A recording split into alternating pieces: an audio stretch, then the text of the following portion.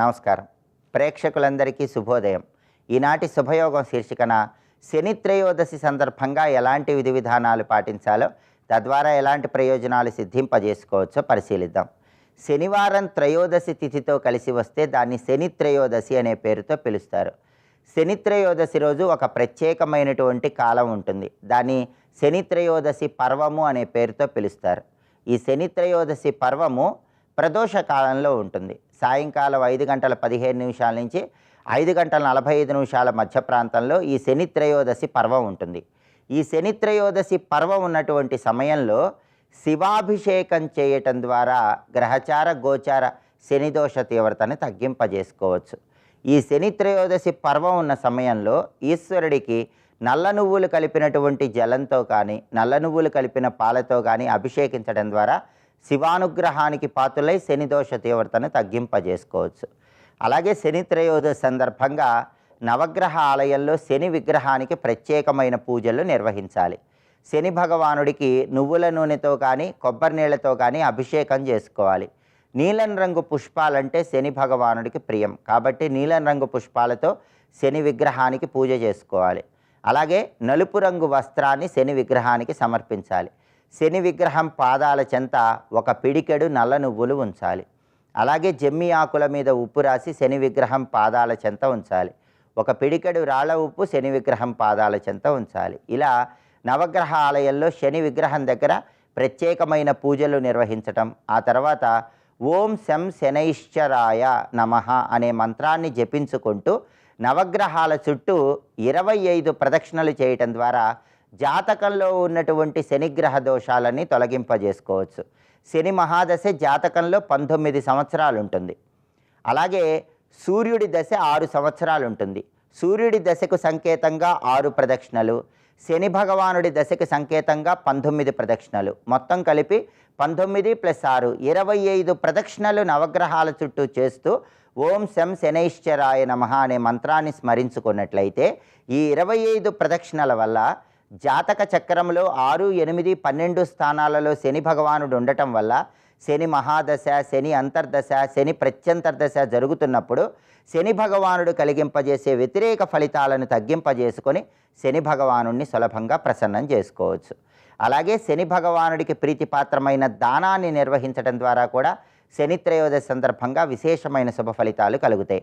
1.25 KG నల్ల నువ్వులు, 1 ఇనుప మేకు, కొద్దిగా దూది, 1/2 కిలో పెసరపప్పు నల్లటి వస్త్రంలో మూటగట్టి శని త్రయోదశి నాడు శనిహోరలో దానం ఇవ్వటం ద్వారా గ్రహచార గోచార శని దోషాలను తొలగింపజేసుకొని శని భగవానుడిని సులభంగా ప్రసన్నం చేసుకోవచ్చు.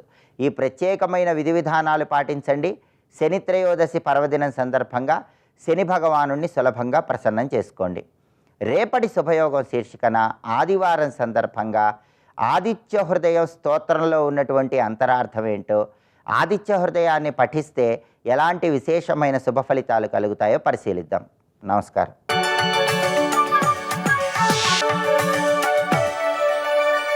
నందకిశోర నవనీత చోర నాద విహార శ్రీధర, నందకిశోర నవనీత చోర నాద విహార శ్రీధర.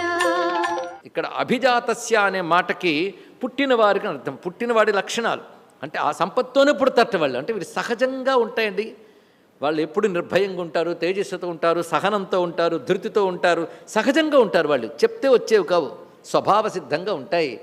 ఇందువల్ల దైవీ సంపద వల్ల, గత జన్మల్లో వాళ్ళు సాధించిన సాత్వికపరమైన సాధనల వల్ల పుట్టుకతో ఇలాంటి మహాత్ములు వస్తారయ్యా అన్నాడు. ఇక రెండో వాళ్ళు ఉన్నారు కదా, ఎవరు? అసురులు. వాళ్ళ గురించి చెప్తున్నాడు ఇక్కడ. దంభో దర్పోభిమానశ్చ క్రోధ పారుష్యమేవచ అజ్ఞానంచ అభిజాతస్య పార్థ సంపదమాసురీం. వీళ్ళకి 26 లక్షణాలు చెప్పాడా? అసురులకి ఇక్కడ ఒకే శ్లోకంలో 6 లక్షణాలు చెప్పాడంటే ఇక్కడ. అంటే వీళ్ళకి తక్కువ అనమాట. తక్కువ కాదు, కొద్దిసేపు అయ్యాక వాళ్ళ గురించే మొత్తం చెప్పబోతున్నాడు ఇక్కడ. పైగా వీళ్ళు 6 చెప్పడం ఉద్దేశం ఏంటంటే దుర్గుణాలకు సేనాధ్యక్షుడు వీళ్ళు. సేనాధ్యక్షులు అంటే సేన ఉంటుంది, అది తెలుసుకోవాలి. అధ్యక్షుడు వాడే, వాడి వెనకాల అక్షౌహిణులు ఉంటాయి. కనుక ఈ 6 వెనకాల అక్షౌహిణులు ఉంటాయండి. దుర్లక్షణాలు 6, వాళ్ళ వెనకాల ఉండేటువంటి లక్షణాలు అక్షౌహిణి సంఖ్యలో ఉంటాయి. ఒక్కడు చాలు ఇంకా తేవడానికి. సరిగ్గా 6 చెప్తున్నాడు ఇక్కడ. దంభ, దంభ అంటే డాంబికం, కపటత్వం, అంటే అసలేముండదు ఉన్నట్టు కనబడ్డం, అది ఇక్కడ. ఇలాంటివంతా డాంబికులు. వాళ్ళు అసలు ధర్మం ఉండదు. వీళ్ళు ధర్మధ్వజి అని మాట అన్నారు శంకర భగవత్పాలు ఇక్కడ. అంటే ధర్మధ్వజులు అంటే జెండా రెపరెపలాడుతున్నట్లుగా మేము ధార్మికులమో అని చాటుతారు తప్ప లోపలే ఉండదు ఇక్కడ.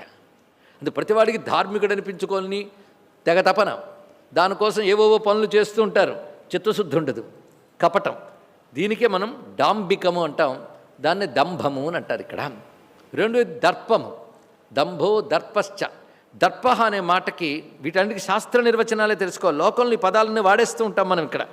ఇంచుమించు సరిపోయే గుణాలకే వాడతాం, కానీ శాస్త్రం ఏం చెప్తుందో సరిగ్గా చెప్పడం కోసం ఒక్కొక్కటి వివరించుకోవడం. విద్యాధన స్వజనాది నిమిత్త ఉత్సేక అన్నాడు ఇక్కడ. విద్య ఉందనో ధనముందనో తన చుట్టూ పరివారం ఉన్నాదనో పడే గర్వం పేరు దర్పము అన్నారు ఇక్కడ. ఏదో పూర్వజన్మ సుకృతం వల్ల విద్య వచ్చింది, దానితో ఒక దర్పం వస్తుందండి. అదేవిధంగా ధనముందని ఒక దర్పం, స్వజనం, తన చుట్టూ ఇంత జనం తిరుగుతున్నారు కదా అని. ఇది ఎలాంటిదంటే ఆ మధ్య లేరు, ఈ మధ్య వచ్చారు, 5 ఏళ్ళలో ఉంటారు చుట్టూ జనం, తర్వాత పోతే అసలు ఉండరు. ఇది తెలుస్తూనే ఉంది. ఇది చూసి వాడికి వచ్చే గర్వం ఇక్కడ. ఇది విద్యాధన స్వజన నిమిత్త ఉత్సేక దర్ప అని నిర్వచనం చెప్పారు ఇక్కడ. తర్వాత అభిమానము నాతిమానత దగ్గర అతిమానితకి ఏం చెప్పామో అవన్నీ అభిమానములు. అంటే ఏదో ఉంటే దానితో పొసెసివ్నెస్ ఏర్పడిపోతుంది, అది తనది తాను అనే భావం ఏర్పడిపోతుంది, అదే అభిమానం. దేహాభిమానం అనే మాట వింటున్నాం కదా. అభిమానం అనగానే తాను కానిది తనకు లభించిన దానితో తాను తాదాత్మ్యం చెందిపోయి మమేకమైపోవడం ఇక్కడ. నిజానికి వాడు ధనం వచ్చింది, ధనం వేరు వాడు వేరు. నిజానికి చెప్పాలి అంటే ధనం వేరు వాడు వేరైనప్పటికీ ధనము తనది అనేటువంటి ఒక భావం ఏర్పడి ఆ మమ కాస్త మానమై అభిమానమైపోయి తానే ధనము ధనమే తనది అనే భావంతో ఒక విర్రవీగుడుతనం వస్తుంది. ఈ అభిమానం చాలా ప్రమాదం. అది మానవ యొక్క మరొక స్వరూపమే అభిమానం, అతిమానం ఇత్యాదులన్నీ కూడా. అయితే అక్కడ అది లేనివారు దైవీ సంపద గలవారు అన్నారు. ఇప్పుడు అది ఉన్నవారు ఆసురీ సంపద గలవారు అని చెప్పడం కోసం అభిమాన అన్నారు. సరిగ్గా కొన్ని పాఠాల్లో అయితే, అంటే శంకర భగవత్పాల్ వారి పాఠంలో కూడా అతిమాన అనే మాట వచ్చింది ఇక్కడ. దంభగ దర్ప అతిమానశ్చ అన్నారు. ఇక్కడ అతిమానము అనగానే నాతిమానిత దగ్గర చెప్పుకున్నాం కదా, అక్కడ చెప్పిన దానికి ఆపోజిట్ ఇక్కడ తెలుసుకుంటే, లేదా ఇక్కడ చెప్పిన దానికి వ్యతిరేకం అక్కడ చెప్పారు అనుకుంటే అయిపోయింది. క్రోధ, ఇది చాలా భీకరమైనటువంటి గొప్ప గుణం అండి. ఇది అన్నిటికంటే మహాప్రమాదం. అందుకే రోషమయ మహాతరువు సుయోధనుండు అని ప్రారంభించాడు ఇక్కడ. ధర్మమయ మహాతరువు యుధిష్ఠిరుడు, ధర్మరాజు. వీడు క్రోధమే శరీరం ధరించింది. అభిమానం వల్ల వస్తుంది క్రోధం. ఈ క్రోధం అంటే మహాకోపం, కోపం చాలా ప్రమాదకారిట. కోపం వచ్చిన వాడు గురువును కూడా నిందిస్తాడయ్యా అన్నాడు. ఆ మాట చెప్పడంలో అన్నిటికంటే మహాపాపం గురువు నింద. వాడు దానికి కూడా వెనకాడ్డు అని చెప్పారు ఇక్కడ. కోపం ఒకసారి చెప్పింది ఏమనంటే, అంధీకరోమి భువనం బధిరీకరోమి ధీరం సచేతనమచేతన తాం నయామి కృత్యన్న పశ్చితి నయేన హితం శృణోతి ధీమానధీతమపి న ప్రతిసందదాతి. కోపం అంటుందిట ఏమనంటే, వాడు ఎంత ధీరుడైనా వాడు ఊగిపోయేటట్టు చేసేస్తా, నేను నిలకడగా ఉంటాను అనుకునే వాడిని కూడా నేను ఊగిపోయేటట్టు చేస్తానంటుంది క్రోధం. అంటే అది వస్తే వచ్చే లక్షణాలు ఇవన్నీ కూడా. కృత్యన్న పశ్యతి, వాడు ఏం చెయ్యాలో అది మర్చిపోయేటట్టు చేస్తాను. అంతేకాదు నా హితం శృణోతి, ఏ ఒక్కరి హితం చెప్పినా వినని పరిస్థితికి తీసుకెళ్తాను. వాడు చదివిన చదువు అక్కడికి రాకుండా చేస్తాను అని ప్రతిజ్ఞ పట్టిందట కోపం. అంటే అర్థం ఏంటంటే, కోపం వస్తే వచ్చే దుర్లక్షణాలు. ముందు గుడ్డితనం వస్తుందట. గుడ్డితనం అంటే తాను ఎవరితో మాట్లాడుతున్నాడో మర్చిపోతాడు. కోపం వచ్చే ప్రమాదం ముందు వెనక చూడరు. కొంతమంది పిల్లల్ని కొడతారు, అది తప్పే. కొట్టేమంటేనే పాశవికం. నీకు నచ్చజెప్పడం తెలియట్లేదు, బోధించడం చేత కావట్లేదు. దండించే పద్ధతి అది కాదు. కోపంతో దండించకూడదుట, కోపం వచ్చి దండించకూడదుట, కోపం తెచ్చుకుని దండించాలట. అంటే అర్థం కోపం అభినయించాలి, వాడి కాస్త జాగ్రత్త పెట్టడం కోసం తప్ప. ఇది అభినయిస్తాడు. ఒక్కొక్కప్పుడు పెద్దలు అభినయిస్తారు, గురువు అభినయిస్తారు. కానీ గురువు కోపం ఉంది అనుకున్నారో తప్పు, సవరించడం కోసం చూపిస్తాడు ఆయన ఇక్కడ. కోపం సహజ లక్షణం ఉన్నటువంటి వాళ్ళు ఉంటారే, వాళ్ళు గురువులను కూడా చూడకుండా నిందిస్తారు. ఇది చాలా ప్రమాదకరమైనటువంటి అంశం ఇక్కడ. గురువులు అనగానే తల్లి, తండ్రి, ఆచార్యుడు, వయస్సులో పెద్దవారు, జ్ఞానంలో పెద్దవారు అందరూ వస్తారండి. వారి పట్ల వినయం ప్రదర్శించాలి. అలాంటిది కోపం ప్రవేశించగానే వాడు పెద్దలను కూడా చూడ్డు, పైగా చెవిటివాళ్ళలాగా ఏది చెప్పినా వినడు, గుడ్డివాళ్ళలాగా ఎదుట ఎవరున్నారో చూడ్డు. అందుకే వాడిని గుడ్డివాడిని చేస్తా చెవిటివాడిని చేస్తానంటే ఇది అర్థం. అంతేకాదు వాడు ఎంత ధీరుడైనా వాడిని కుదిపేస్తానంది ఇక్కడ. అది కోపం వస్తే చూడండి, ఇలా ఊగిపోవడం, చెమట్లు పట్టియడం. అంటే జబ్బు వస్తే శరీరంలో ఎన్ని మార్పులు వస్తాయో అన్ని మార్పులు కోపం వల్ల వస్తాయి. అది కెమికల్ రియాక్షన్ వచ్చి శరీరం మొత్తం దెబ్బతింటుందండి. అంతేకాదు కోపం స్వభావం అయిపోతే వాడు ముఖ కవళికల్లో మార్పు వస్తాయి. ఎవడు వాడిని చూసిన పోల్చగలడు వీడి కోపిష్టని. కళ్ళల్లో మార్పు, ముఖాల్లో ముడతలు ఇత్యాదులన్నీ వస్తాయి. కానీ కొన్ని దుర్గుణాలు మాత్రం మనం పెంచుకు పోషిస్తూ ఉంటే ఆఖరికి అది మనస్సులోంచి రక్తంలోకి, మాంసంలోకి, చర్మ కణాల్లోకి కూడా వెళ్ళిపోయి శరీరాకృతిలో మార్పు తెచ్చేస్తుందండి ఇక్కడ. అందుకే కొంతమంది కోపం రూపు కట్టినట్టు కనిపిస్తారు, కొంతమంది శాంతమూర్తి భవించినట్టు కనబడతారు ఇక్కడ. అంటే గుణాలు కేవలం మనస్సుతో ఆగకుండా శరీరం అంతా ఆక్రమించుకుంటాయి. అందుకే త్వగస్థిగతై సర్వపాపై ప్రముచ్యతే అంటూ ఉంటాం మహాన్యాసంలో. త్వక్ అస్థిగతై, అక్కడ దాకా రాకుండా ముందే జాగ్రత్త పడాలి. ముందు మనస్సులో వచ్చి అది ఎంత తీవ్రమైపోతే రక్తంలోకి, ఎముకల్లోకి, మాంసంలోకి, చర్మంలోకి వచ్చేస్తుంది. పాపం వల్ల ఏర్పడే దుర్గుణాలు శరీరంలో ప్రవేశించి ఎన్ని ప్రమాదాలు. అందుకు కొంతమంది బీపీ ఎక్కువ ఉందంటే కోపం తగ్గించుకోండి అంటారు, ఏదో చెప్తే బాగోదని ఉప్పు తగ్గించుకోండి అంటారు. కానీ శరీరంలో అనేక అవలక్షణాలకు దుర్గుణాలే కారణము. అందుకే కేవలం సైన్స్ చెప్తే లాభం లేదయ్యా, వాడికి నీతి చెప్పాలని ఇప్పుడు తెలుసుకుంటున్నారండి ఇక్కడ. అనేక రోగాలకు కారణం మానసికమైనటువంటి దుర్గుణాలే.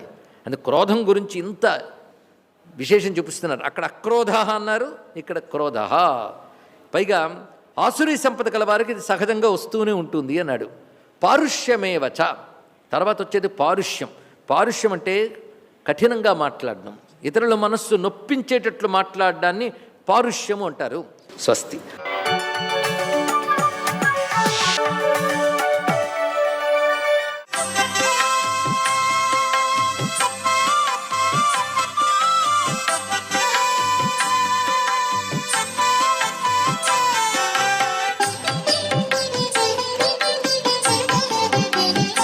ఓం నమో నారాయణాయ, ఓం నమ శివాయ, శ్రీమాత్రే నమః. మానవ జీవితం చాలా విచిత్రాది విచిత్రంగా ఉంటుంది. పుట్టిన ప్రతి ఒక్కడికి కూడాను ఎప్పుడో ఒకప్పుడు గ్రహచార రీత్యా తప్పనిసరిగా శనిగ్రహము యొక్క తీవ్రత దృష్టి ప్రసరింపబడుతూ ఉంటుంది. ఈ శని ఏలినాటి శనిగా, అర్ధాష్టమ శనిగా, రకరకాలుగా ఆయా వ్యక్తికి జ్ఞానాన్ని ప్రసాదిస్తాడు. అంటే ఏది శాశ్వతం కాదయా, నువ్వు భ్రమలో పడి కొట్టుమిట్టాడుతున్నావు, నీ మార్గం ఇది అని చెప్పేటువంటి వాడు శనిగ్రహం. అయితే మనం ఏమనుకుంటామంటే శని పట్టింది, ఏది కలిసి రావట్లేదు అనుకుంటాం. ఇక్కడ కలిసి రాకపోవటానికి గల కారణాలని మనం అన్వేషించుకోవడానికి శనిగ్రహం సాక్షాత్కరిస్తోందన్నమాట, మనని పరీక్ష పెడుతోంది. అందుచేత శని పట్టి పీడించేటువంటి వారికి కొన్ని సూత్రాలు కూడా చెప్పారు. అయ్యా, మీరు గనక తట్టుకోలేకపోతే సాక్షాత్తు శమీ వృక్షం చుట్టూతా మీరు 21 ప్రదక్షిణాలు ఆచరించండి అని. మనం దసరా రోజుల్లో విజయదశమి నాడు శమీ వృక్ష పూజ చేస్తాం. అక్కడ ఆ జగన్మాత అద్వితీయమైనటువంటి శక్తిని మనకు ప్రసాదిస్తూ ఉంటుంది. ఆ శక్తియుక్తమైనటువంటి ప్రభావం ఎప్పుడూ ఆ వృక్షంలో ఉంటుంది. కాబట్టి ఈ యొక్క శమీ వృక్షం చుట్టూతా గనక మనం ప్రదక్షిణం చేసినట్లయితే శక్తి సంపన్నతమైనటువంటి తత్వచింతన మనలోకి వచ్చి ఈ శని గ్రహచార రీత్యా పెట్టేటువంటి బాధల నుంచి మనకి ధైర్యము, స్థైర్యము వస్తాయి. మన జీవితం సుసంపన్నం చేసుకోవడానికి ఆస్కారం ఉంటుంది అని చెప్పటం. అందుకనే శమీ వృక్షాన్ని తప్పనిసరిగా దర్శించి 21 ప్రదక్షిణాలు గనక ఎవరైతే చేస్తారో వారికి శని బాధలు అనేటువంటివి ఉండవు. అంతేకాకుండా శివుని అభిషేకార్చన, ప్రతినిత్యం శివనామ సంకీర్తన చేస్తూ ఒక చెంబెడు నీళ్లు పరమేశ్వరునికి సమర్పిస్తే చాలండి, శనిగ్రహ దోష నివృత్తి జరుగుతుంది. అలాగే ఆంజనేయ స్వామి వారి యొక్క దేవాలయాన్ని సందర్శించి, శివాంశ సంభూతుడు కదండి ఆంజనేయ స్వామి వారు, ఆ స్వామికి ప్రదక్షిణాలు నిర్వహించాలి. వీలైనన్ని ప్రదక్షిణాలు గనక చేసినట్లయితే గ్రహచార రీత్యా శని చేత పీడించబడేటువంటి వాళ్ళు తప్పనిసరిగా బయటపడటానికి ఆస్కారం ఉంటుంది. సర్వే జనా సుఖినో భవంతు.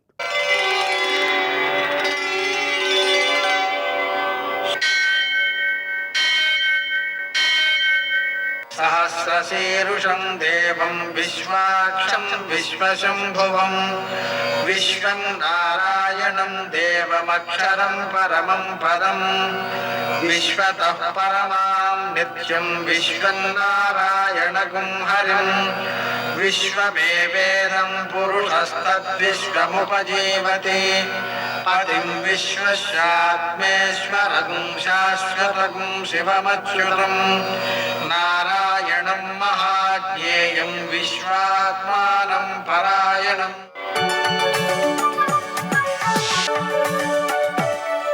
సూర్యశౌర్యమథేందురింద్రపదవీ సన్మంగళం మంగళం. పద్మావతి ప్రణయలాలితముగ్ధదేహ శ్రీవేంకటేశరుణమోచనమస్తు మహ్యం. నేటి కాలమాన విశేషాలను గమనిద్దాం. స్వస్తిశ్రీ చాంద్రమాన శోభకృన్నామ సంవత్సరం ఉత్తరాయణం, శిశిర ఋతువు ఫాల్గుణ మాసం, శుక్లపక్షం శనివారం. సూర్యోదయం 6:22, సూర్యాస్తమయం 6:24. తిథి త్రయోదశి ఉదయం 7:17 వరకు. నక్షత్రం పుబ్బ పూర్తిగా ఉంది. వర్జం మధ్యాహ్నం 1:29 నుంచి 3:17 వరకు. దుర్ముహూర్తం ఉదయం 6:22 నుంచి 7:58 వరకు. అమృతకాలం రాత్రి 12:19 నుంచి 2:08 వరకు. రాహుకాలం శనివారం కాబట్టి ఉదయం 9 నుంచి 10:30 వరకు. అష్టకవర్గ రీత్యా శుభప్రదమైన సమయం మధ్యాహ్నం 12:10. నేటి విశేషం శనివారం కాబట్టి ఈరోజు ఉదయం 1 కేజీ నువ్వుల నూనెతో శివునికి అభిషేకం చేయడం, ఆ నూనెలో పసుపు కలిపి ఆవులకు ఒళ్ళంతా రాయడం, అలాగనే 1/2 కేజీ నల్ల నువ్వులతో శివునికి పూజ చేసి వాటిని ఆవులకు ఆహారంగా అందించడం. గర్భవతి ఆవుకు పెట్టకూడదండి. అలాగనే హనుమాన్ చాలీసా పారాయణ చేయడం, హనుమంతుని గిరి యొక్క ప్రదక్షిణాలు చేయడం, ఆయన యొక్క అనుగ్రహం కోసం అప్పాలు నివేదన చేసి ప్రసాదం స్వీకరించడం, ఇవన్నీ కూడా శని గ్రహ దోషాలతో పాటు అన్ని గ్రహ దోషాలని తొలగిస్తాయి. వెంకటేశ్వర దీపారాధన చేయడం చాలా ప్రశస్తమైనది. దానివలన కూడా సకల కష్టాలు తొలగి సకల గ్రహ బాధలు తొలగుతాయి. నేటి ఆణిముత్యాలు.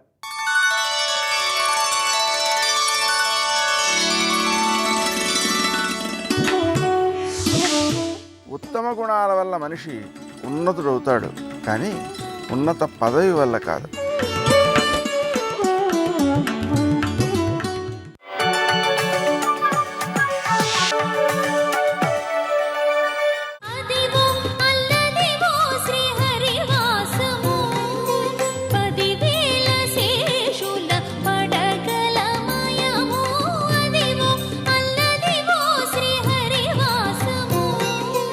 సురభిక్షీరములన్ సురద్విప మహాశుండాలతానీత నిర్జర గంగాంబువులన్ నిలింపజననీ సన్మౌని సంఘంబుతో సురనాథుండభిషిక్తు చేసి బలికెన్ సొంపార గోవిందుండంచు రణాక్రాంత విపక్షుతో యజలాక్షున్ సాధు సంరక్షణం అన్నారు. ఆ దిగ్గజములన్నీ కూడా బయలుదేరి ఆకాశగంగా జలాలు పట్టుకుని వచ్చి తమ యొక్క తొండములతో ఆ చిన్ని కృష్ణుడి మీద పోసాయి. కామధేనువు పాలిస్తే ఆ పాలు పట్టుకుని ఇంద్రుడు వెళ్ళి చిన్ని కృష్ణుడి మీద పోసి గోవిందా అని పిలిచాడు. గో అంటే భూమి, విందా అంటే కాపాడినవాడు. గో అంటే వేదం, విందా అంటే కాపాడినవాడు. గో అంటే ఆవులు, విందా అంటే కాపాడినవాడు. ఎన్నర్థాలు? గోవిందేతి సదాస్నానం, గోవిందా అంటే స్నానం చేసినట్టే అన్నారు. కాబట్టి ఆ గోవిందా అన్న నామం 7 రాత్రులు 7 పగళ్ళు కష్టపడి సంపాదించుకున్నాడు. అందుకే 1కి 10 మాటలు ఆ గోవిందనామాన్ని పలుకుతారు. స్వామి, నువ్వు మాకు అందరికీ కూడా హామీ ఇచ్చి సంపాదించుకున్నావు, పిలిస్తే పలుకుతాను కాపాడతానన్నావు. గోవిందనామముల్ గొంతెత్తి పాడుచు కొండెక్కు భక్తుల గుంపులొకట, తల తీసి ఇత్తుమా ఇలవేలు పంచును తల వెంట్రుకలనిచ్చు ధన్యులొకట. ఆ తల వెంట్రుకల రూపంలో పాపాలన్నీ తీసేస్తుంటాడు. అందుకే స్మరణాత్ సర్వపాపఘ్నం. వెంకటేశ్వరుడి విషయంలో ఏమిటి అంటే, మనం వెళ్ళినప్పుడు తలనీలాలు ఇచ్చేస్తాం, ఇచ్చేసినప్పుడు తలనీలాల రూపంలో పట్టి ఉన్నటువంటి పాపములను తొలగిస్తాడు.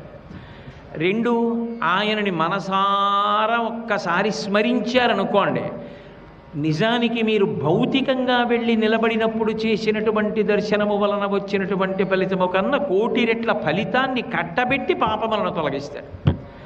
అందుకే స్మరణాత్ సర్వపాపఘ్నం. ఉత్తరాయణ పుణ్యకాల ప్రవేశ సమయము అంటే అది పరమ పవిత్రమైనటువంటి కాలం. అటువంటి కాలంలో స్వామి పుష్కరిణి స్నానం చేసి వెంకటేశ్వరుడి దర్శనం చేసుకోవడం అంటే అంతకన్నా జీవితంలో మహద్భాగ్యం ఏముంటుంది? బయట కనబడే భాగ్యం చాలామంది దగ్గర ఉండొచ్చు, లోపల కనపడే భాగ్యం కొంతమంది దగ్గరే ఉంటుంది. అది బయటికి కనపడే భాగ్యం కాదు అది. కాబట్టి ఆ వెళ్ళినప్పుడు ఆ స్వామి పుష్కరిణిలో స్నానం చేసి బయటికి వచ్చి ఒళ్ళు తుడుచుకొని పొడి బట్టలు కట్టుకుని ఎదురుగుండా ఉన్నటువంటి కంచి కామకోటి వారి శంకరాచార్యుల వారి యొక్క స్తూపం దగ్గరికి వెళ్ళి శంకరాచార్యుల వారి పాదుకలకు నమస్కారం చేసుకుని ఆ పక్కనే ఉన్నటువంటి ఆదివరాహస్వామి దేవాలయంలోకి వెళ్ళి ఆ చిన్న మూర్తిలా ఉంటారు, జాగ్రత్తగా లోపలికి వెళ్ళి పట్టి పట్టి చూస్తే కనపడతారు. నృసింహశాల గ్రామం కూడా ఉంటుంది అక్కడే పళ్ళెంలో. నేను వృషభాసురుడి గురించి చెప్పినప్పుడు అధోముఖ నృసింహశాల గ్రామం గురించి చెప్పాను. నృసింహశాల గ్రామం ఉంటుంది పళ్ళెంలో.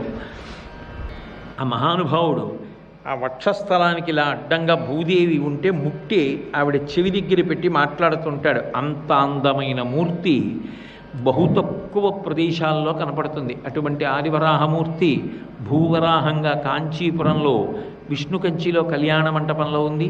అలాగే మైసూరులో గణపతి సచ్చిదానంద స్వామీజీ ప్రతిష్ఠ చేశారు ఆ భూవరాహమూర్తి. చాలా అద్భుతమైనటువంటి మూర్తి. తిరుమలలో ఉన్నటువంటి వరాహమూర్తి ఎంత సౌందర్యవంతంగా ఉంటాడో మహానుభావుడు. ఆ ఆదివరాహమూర్తి దర్శనం చేసుకుని నమస్కారం చేసి ప్రదక్షిణం చేసి బయటికి వచ్చి ఆ ఆనంద నిలయంలోకి వెడుతున్నప్పుడు ఆ రాజద్వారం దగ్గరికి వెళ్ళేటప్పటికీ ఏదో ఆ వైకుంఠం నుంచి బయలుదేరి చుట్టూ తిరిగి వచ్చేటప్పటికి రాజద్వారం దాకా వెళ్ళేటప్పటికి ఎదురుకుండా గడప దగ్గర ఓ పెద్ద గొట్టం, ఆ గొట్టానికి కన్నాలు, ఆ కన్నాల్లోంచి నీళ్లు తమంత తాముగా వస్తూ ఉంటాయి. అక్కడ ఎర్ర తివాచి, ఆ తివాచి ఎంత తడిసిపోయి ఉంటుంది. దాని మీద కాళ్ళు పెట్టేటప్పటికే మన ప్రయత్నం లేకుండా అరికాళ్ళు కడగబడి గడపకి శంఖనిధి పద్మనిధి అటువైపు ఇటువైపు.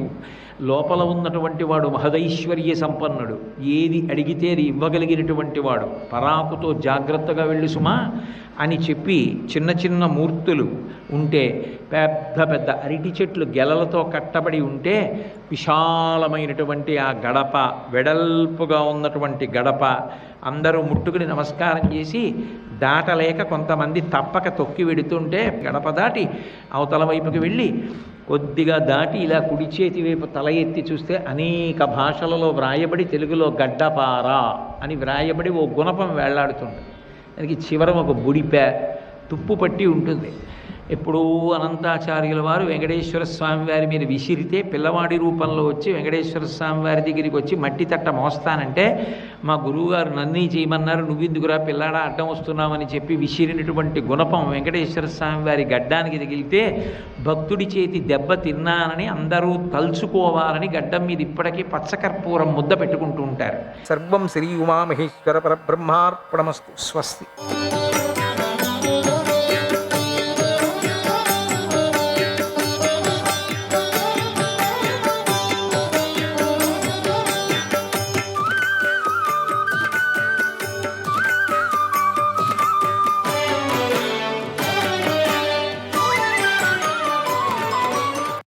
త్వం యజ్ఞో భువనస్యాస్య త్వం యజ్ఞో భువనస్యాస్య త్వం గతిస్త్వం పరాయణం త్వం గతిస్త్వం పరాయణం త్వం భవస్త్వం మఖాదేవక త్వం భవస్త్వం మఖాదేవక త్వం ధామ పరమం పదం త్వం ధామ పరమం పదం త్వయా సర్వమిదం వ్యాప్తం త్వయా సర్వమిదం వ్యాప్తం జగస్తావర జంగమం జగస్తావర జంగమం. ఓ మహాదేవ, నువ్వు యజ్ఞస్వరూపుడవు, ఈ ప్రపంచానికి గతివి, నువ్వే దిక్కువు, నువ్వే భవుడవు, నువ్వే మహాదేవుడవు. నువ్వే పరమధామం, నువ్వే పరమపదం, నువ్వే ఈ చరాచరమైన జగత్తు అంతా వ్యాపించి ఉన్నావు. త్రిలోకాధీశ, నీ కోపం వల్ల బాధపడుతున్న ఇంద్రుడి మీద దయ చూపించు అని ప్రార్థించాడు. శివుడు బ్రహ్మదేవుడి స్తుతికి సంతోషించాడు. ఆ మహేశ్వరుడు పెద్దగా అట్టహాసం చేశాడు. అలా ఆ పార్వతీ పరమేశ్వరును దేవతలు ప్రసన్నం చేసుకున్నారు. అప్పుడు స్తంభించిపోయినటువంటి ఇంద్రుడి చెయ్యి యథాస్థితికి వచ్చింది. శివుడు దేవతలలో శ్రేష్ఠుడు. దక్షయజ్ఞాన్ని నాశనం చేశాడు. వృషభధ్వజుడు, ఆయన పార్వతీదేవితో కలిసి అనుగ్రహించాడు. బాల శివుడుగా మారాడనుకున్నాం కదా, ఎంత లీల అయింది. అంత రుద్రావతారంగా చూపించి ఆ త్రిపురాలు చేరినటువంటి త్రిపురాసుడిని సంహారం చేసినప్పుడు ఆ రుద్రరూపం ఎట్లా ఉందో సౌమ్య రూపాన్ని కూడా తీసుకొచ్చాడు. బాలరూపం అంటే అన్నీ ఆయనే మొత్తానికి.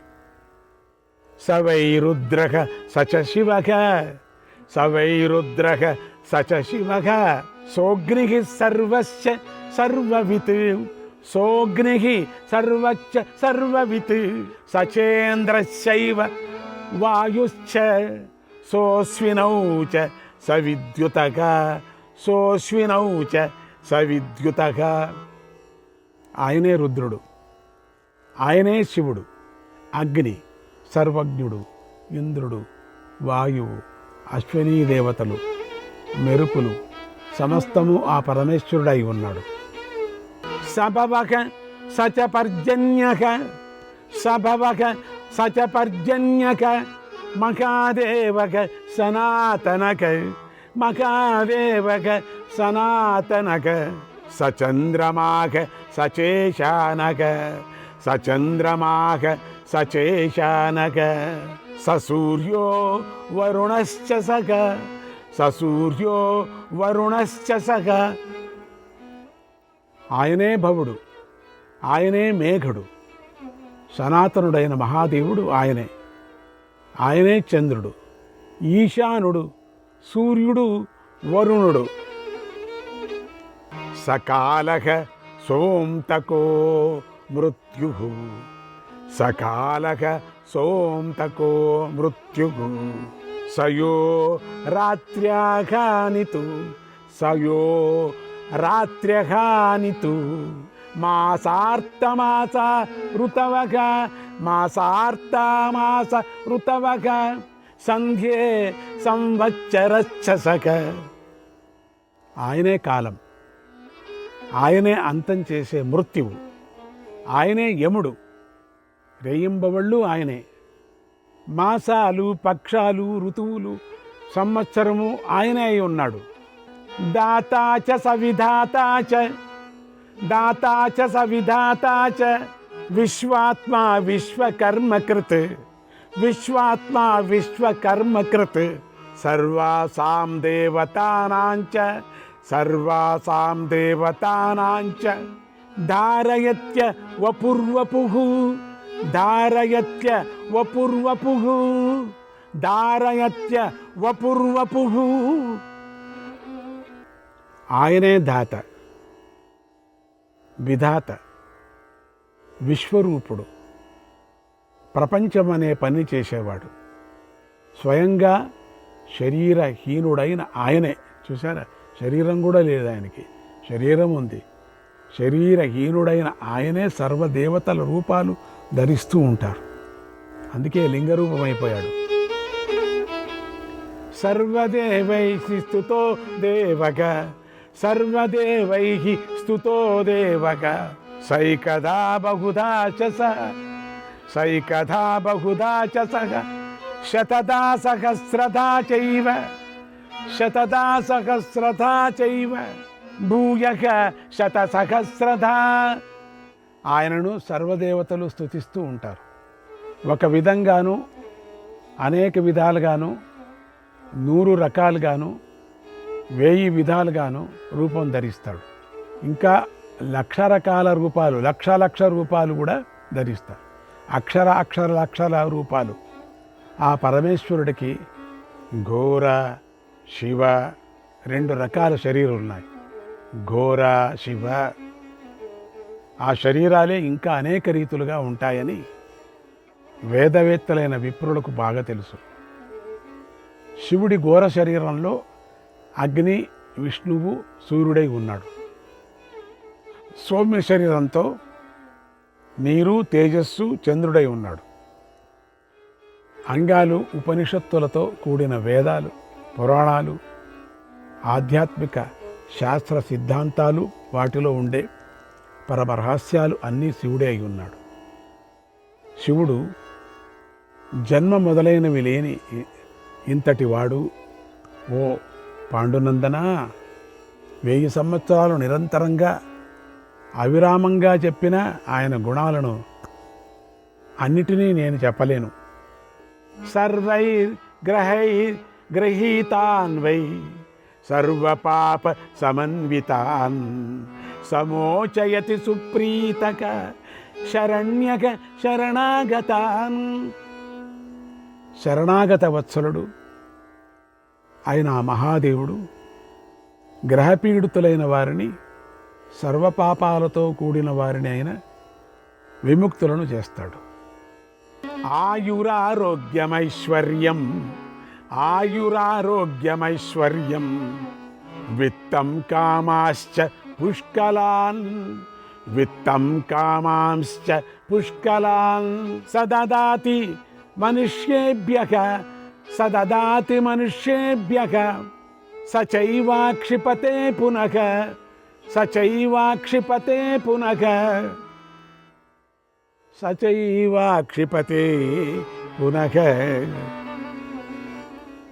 సంతోషించిన ఆయన ఆయస్సును, ఆరోగ్యాన్ని, ఐశ్వర్యాన్ని, అన్ని కోరికలను పుష్కలంగా ఇస్తాడు.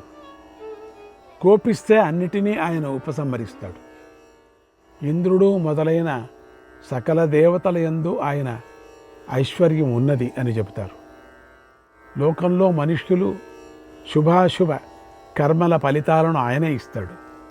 సకల కోరికలకు ఈశ్వరుడు కావటం వల్ల ఆయనను ఈశ్వరుడు అంటారు. ఆయన ఈ సమస్త జగత్తును అనేక రూపాలతో అనేక విధాలుగా వ్యాపించి ఉన్నాడు. ఈ మహాదేవుడి ముఖమే సముద్రంలో బడభాముఖంతో ప్రఖ్యాతమై ఉంది. ఆ బడబ జలరూపమైన హవిస్సును సేవిస్తూ ఉంటుంది.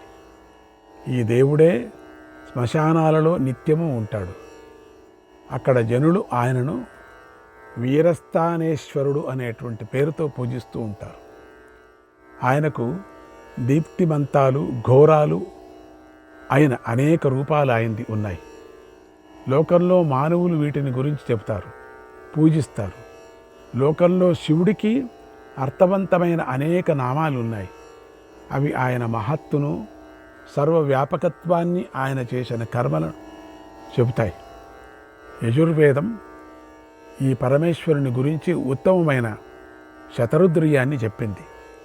ఋషులు అనంతరుద్రనామాలతో ఈ మహాత్ముడి స్థానాన్ని తెలిపారు. దేవతలకు, మానవులకు సంబంధించిన ఆ దేవుడే విభుడై ఉన్నాడు. సమస్త విశ్వాన్ని వ్యాపించి ఉన్నాడు కాబట్టి ఆయనను ప్రభువు అన్నారు. విప్రులు, మునులు శివుడిని జ్యేష్ఠుడు అని చెబుతారు. ప్రథమోహ్యేష దేవానాం, ప్రథమోహ్యేష దేవానాం ముఖాదస్య నలోభవత్, ముఖాదస్య నలోభవత్. దేవతల్లో శివుడే మొదటివాడు.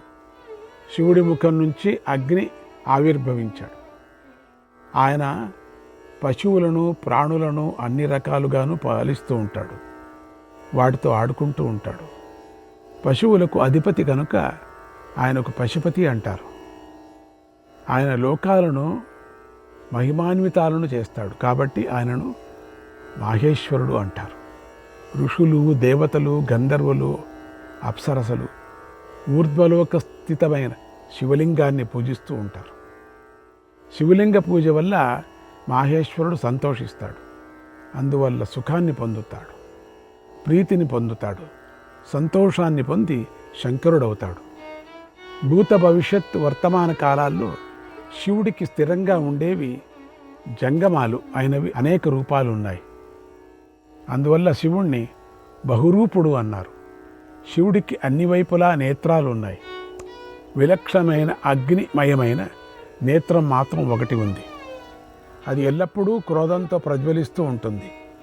సకల లోకాలను ఆవేశించి ఉండటం వల్ల ఆయనకు సర్వక అనే పేరు ఉంది. ఆ పరమేశ్వరుడి రూపం నలుపు ఎరుపు కలిగి ఉండటం వలన ఆయనను దూర్జటి అని పిలుస్తారు. విశ్వేదేవులు ఆయనలో ఉండటం వల్ల ఆయన విశ్వరూపుడు అని స్తుతించబడుతూ ఉంటాడు. సర్వలోకేశ్వరుడైన ఈ శివుడు ద్యులోకం, జలం, భూమి అనే ముగ్గురు దేవుళ్లను సొంతం చేసుకుంటాడు, రక్షిస్తాడు. అందువల్ల ఆయనను త్ర్యంబకుడు అని స్తుతిస్తూ ఉంటారు. సమేధయతి యన్నిత్యం, సమేధయతి యన్నిత్యం సర్వార్థాన్ సర్వకర్మసు, సర్వార్థాన్ సర్వకర్మసు శివమిచ్చన్ మనుష్యాణం తస్మాదేశ శివః స్మృతః, తస్మాదేశ శివః స్మృతః. ఆయన మానవుల క్షేమం కోరి అన్ని పనుల్లో అన్ని పదార్థాలను వృద్ధి చేస్తూ ఉంటాడు. అందువల్ల ఈయనను శివుడు అంటారు. ఈ పరమేశ్వరుడికి 1000 కన్నులో 10,000 కన్నులు ఉన్నాయి, లేక శరీరమంతాను ఉన్నాయని చెప్పవచ్చు. శివుడు మహత్తరమైన విశ్వాన్ని రక్షిస్తున్నాడు. అందువల్ల ఆయనను మహాదేవుడు అంటారు. పూర్వకాలంలో మహారూపంలో ఉండటం వల్ల ప్రాణుల ఉత్పత్తి స్థితులకు కారణం కావడం వల్ల ఆయనకు లింగమయ రూపం ఎల్లప్పుడూ ఉండటం వల్ల ఆయనను స్థాణువు అన్నారు. సూర్యచంద్రుల లోకంలో ప్రకాశించే వెలుగులు కేశనామం కలిగి ఉండటం వల్ల వ్యోమకేశుడు అన్నారు. భూతం భవ్యం భవిష్యంచ, భూతం భవ్యం భవిష్యంచ సర్వం జగదశేషతః, సర్వం జగదశేషతః భవయేవ తతో యస్మాద్, భవయేవ తతో యస్మాద్ భూతభవ్య, భూతభవ్య భవోద్భవః, భూతభవ్య భవోద్భవః, భూతభవ్య భవోద్భవః.